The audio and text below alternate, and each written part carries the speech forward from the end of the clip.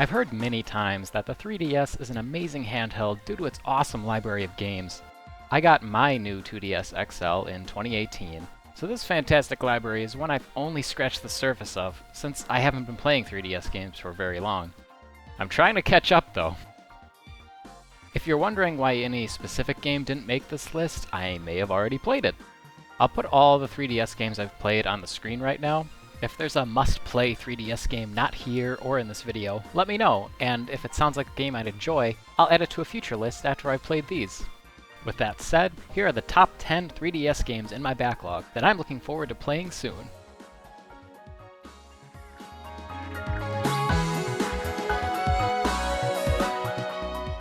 Stella Glow is a strategy RPG from the developers of the Luminous Arc series. Its plot focuses on protagonist Alto's fight against the Witch of Destruction, who he must combat by recruiting other witches to his side and using their song magic. I don't really know what to expect with this one. With the song magic mechanic, there will probably be a lot of J-pop in it, so that might be pretty cool. I enjoyed the songs in Tokyo Mirage Sessions Sharp FE Encore, so maybe I'll enjoy the songs in Stella Glow too. Also, I'm always down to try a new strategy RPG.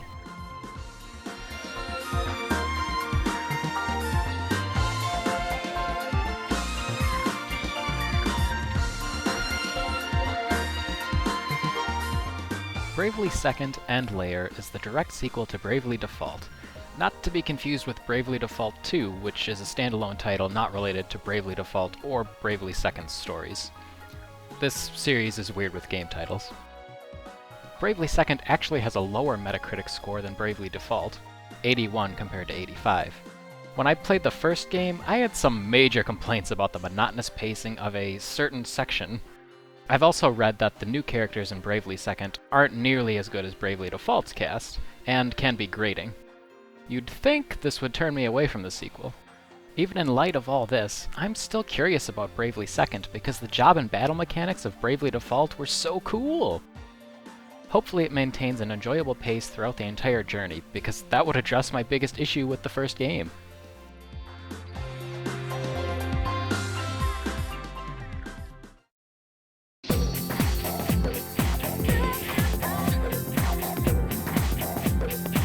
I've read that this game is similar to Custom Robo, and that's all I needed to hear to get me on board.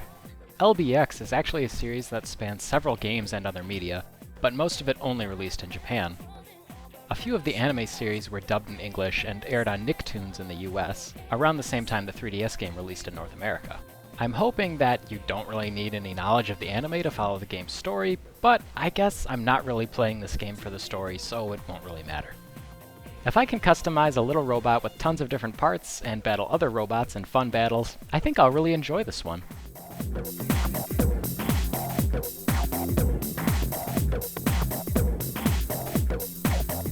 Ever Oasis was developed by the same studio who created Ocarina of Time 3D and Majora's Mask 3D for 3DS. So there's a cool bit of trivia for you. A spiritual successor to the Mana series in some ways, Ever Oasis is an action RPG wherein you switch between 3 party members to battle enemies. It also has dungeons with puzzles, and even a little bit of a city building mechanic as you use the spoils of your adventures to build up a prosperous oasis.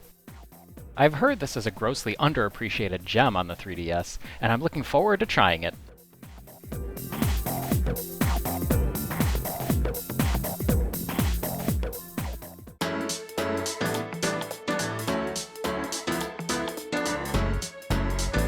Just like the earlier LBX entry, this game is part of a series developed by Level 5. Yokai Watch was reported as the Pokémon killer franchise at one point, but that didn't really pan out. That headline has definitely stuck in my mind since then though, and left me curious enough about the series that I have to give it a try myself. Like Pokémon, Yokai Watch 2 features several different versions of the same game, with a few version-exclusive yokai in each. Psychic Spectres is sort of like the Pokémon Yellow or Pokémon Platinum of Yokai Watch 2. It released after the initial 2 versions, and if you're going to play Yokai Watch 2 these days, it sounds like Psychic Spectres is the best way to do so, since it has almost all of the exclusive yokai from the original 2 versions, as well as extra content.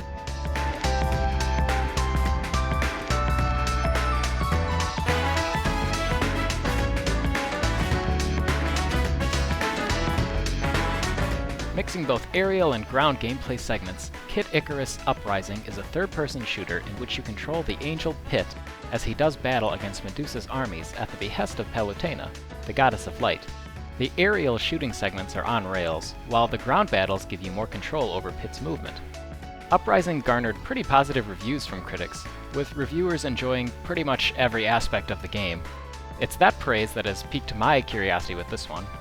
This type of game isn't something I regularly crave, but I've definitely enjoyed a few on-rail shooters in the past, so I'm looking forward to seeing what Uprising is like.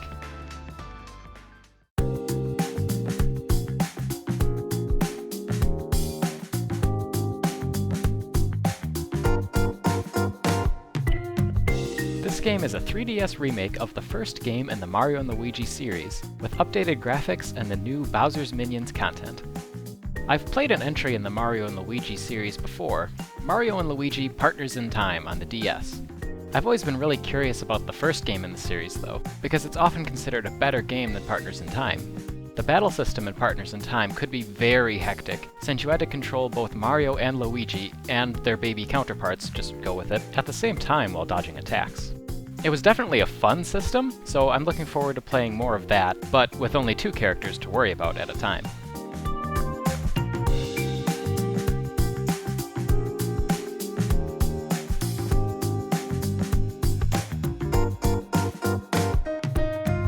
Codename Steam is a turn-based strategy game with third-person shooter elements mixed in, sort of like Valkyria Chronicles.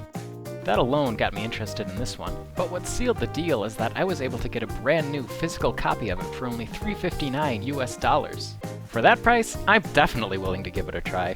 That's a lot cheaper than most digital games go on sale for. Reviews for this one are pretty mediocre, so I'm not expecting anything as stellar as Valkyria Chronicles. But if the two share somewhat similar gameplay, it should still be a fun time.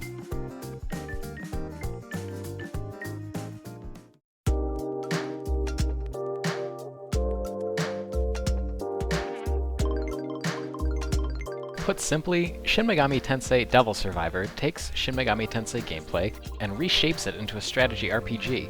As a fan of SRPGs, and a Persona fan only just getting into SMT, Devil Survivor sounds like something I'd really enjoy.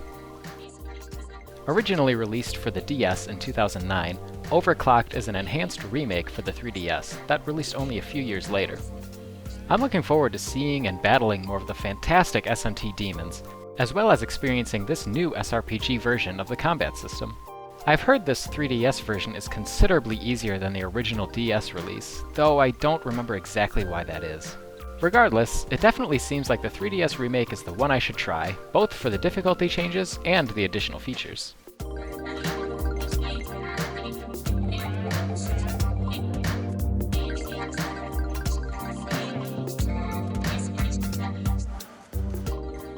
I've actually already started playing this game, so it kind of has to be at the top of the list. Okay, so that was true when I first wrote this blog post and script, but I actually finished Apocalypse since then, so it's not actually on my backlog anymore. It's an awesome game though. It was definitely a great choice for number 1 on this list, so I stand by leaving it in, even though it's no longer on my backlog. Anyway, back to the video! As a sequel to Shin Megami Tensei 4 that takes place during an alternate timeline that at first only slightly differs from the first game's neutral route ending before continuing the plot in a radically different direction, Shin Megami Tensei 4 Apocalypse builds upon the solid foundation of the first game. It features even more demons than its predecessor, while adding a few new mechanics and tweaks to this iteration of the press-turn battle system. There are also many quality of life improvements across the board. The result is another great game, and I've been really enjoying what I've played of it so far.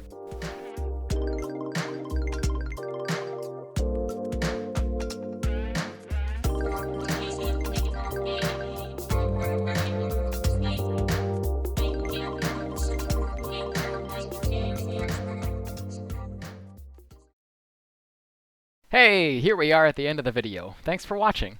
If you've played any of the games I mentioned, let me know what you thought of them. I'd love to hear about it. Take care, everyone. See you in the next video, if I ever make one.